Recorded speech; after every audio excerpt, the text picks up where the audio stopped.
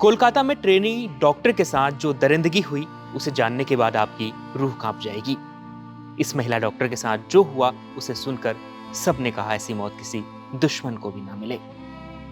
Chest रोग चिकित्सा विभाग की द्वितीय वर्ष की यह छात्रा पश्चिम बंगाल के सरकारी अस्पताल में ट्रेनी डॉक्टर के तौर पर काम कर रही थी।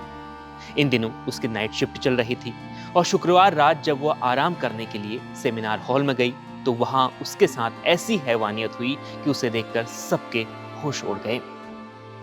शुक्रवार रात को सेमिनार हॉल में जाने के बाद जब शनिवार सुबह ड्यूटी खत्म होने तक वो वापस नहीं लौटी तो उसके दोस्त उसे खोजने लगे और बाद में पता लगा कि सेमिनार हॉल में अर्धनग्न अवस्था में उसकी बॉडी पड़ी हुई है, बेहोश अवस्था में।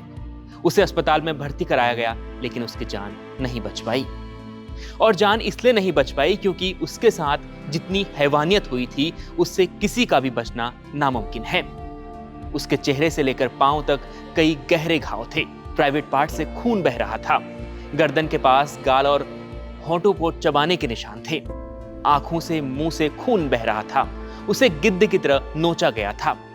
और डॉक्टर जब उसका पोस्टमार्टम कर रहे थे तो उनकी भी रूह कांप गई थी।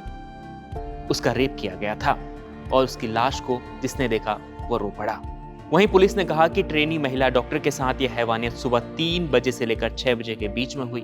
पुलिस ने सीसीटीवी फुटेज के आधार पर एक शख्स को गिरफ्तार भी किया। वह मेडिकल कॉलेज का अस्थायी कर्मचारी है।